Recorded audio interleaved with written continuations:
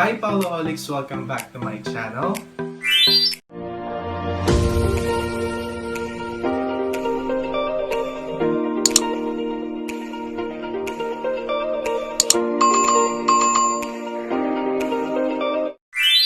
And for this vlog, isi-share ko sa inyo kung ano nga ba yung mga detalye or yung mga small details from our recent trip to Dasol, Pangasinan.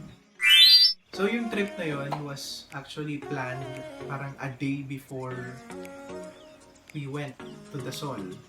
Oo, parang kasi sinabi lang siya sa akin December 25, opo, nung Christmas Day lang, parang natanong na sama ka ba? Sabi ko saan? Sa Dasol, magsiswimming. And then, syempre, si Paolo tatanggi. Syempre, hindi yan tatanggi, di ba? Hindi ako tatanggi sa outing na yan, lalo na kung available naman ako. Kahit ano pa yan, basta travel, kasi tuwang-tuwa talaga ako na namamasyal, nagpupunta kung saan-saan, di ba? So, ayun, naghanap ng van, may nakausap na. Yung van rental po is 4,500 pesos for 24 hours. Kakilala na rin naman yung driver, kaya okay lang. Dun sa van, naman kami siksikan, saktong-sakto lang, very comfortable naman lahat nakaupo ng maayos. Tapos lahat ng gamit naikarga naman ng maayos, hindi naman, wala namang nasira. Umalis kami dito ng mga 1:20 ng hapon. Tapos dumating kami doon around siguro 5 p.m. na. Huminto kami ng 2 beses kasi may mga binili, mga kulang sa outing namin, pero saglit lang naman. Tapos yung travel time naman namin pauwi is parang 3.5 hours na lang. Mas mabilis yung travel time namin pauwi. Ayun. So, nung dumating kami doon, naghanap lang, saglit lang din naman kaming naghanap ng cottage. Tinignan kung pwedeng mag-set up ng tent, pinaalam kung pwede ba. Tapos yun, napagkasunduan na, doon na sa cottage na yun. Tapos may nakausap na din kami na matindang babae. Tapos nag-agree naman sila. Sinabi 500 pesos yung cottage rental. And then, sabi nung asawa ng kapatid ko, 2 na yung kukunin cottage kasi di ba marami kami. So 1,000 pesos yung 2 cottage. And then, dun sa isang cottage, dun na kami nag-prepare ng food. Yung isa naman, pinaglagyan ng gamit. Tapos, dun sa harap naman ng isang cottage, dun na kami nag-barbecue. Tapos, nag-set up na din dun ng tent, natutulugan.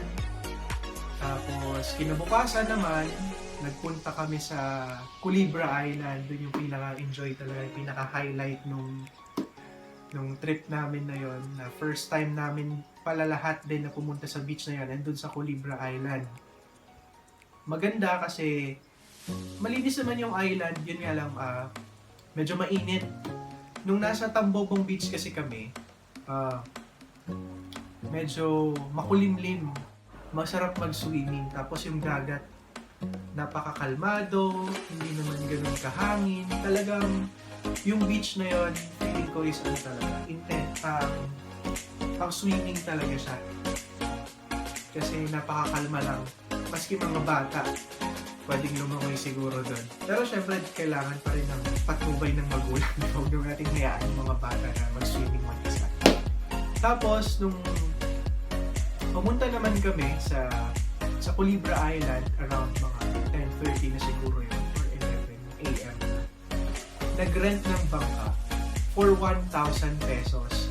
Dun sa 1,000 pesos, maximum of 8 na katao yung pwedeng isakay. So, nauna kami ng mga boys na pumunta dun sa island. And then, sumunod na lang yung mga kapatid ko and then yung mga maliliit na bata. Sumunod sila. So, bale, 2,000 pesos yung nagastos nila para dun sa boat papunta dun sa Culebra Island.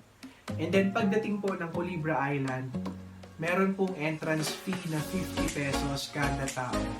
Na napakasulit naman kasi ma-enjoy mo na yung beach.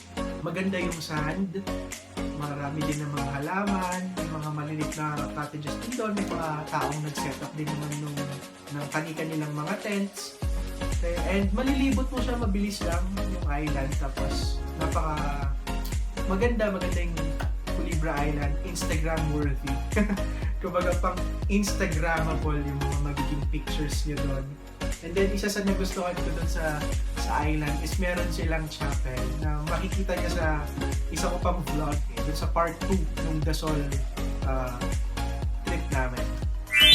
Bago ko makalimutan pala yung travel time from Tambobong Beach going to Culebra Island. Hindi ko na tinignan yung eksaktong time. Approximately parang mga 30 minutes din yung boat ride papunta dun sa Culebra Island.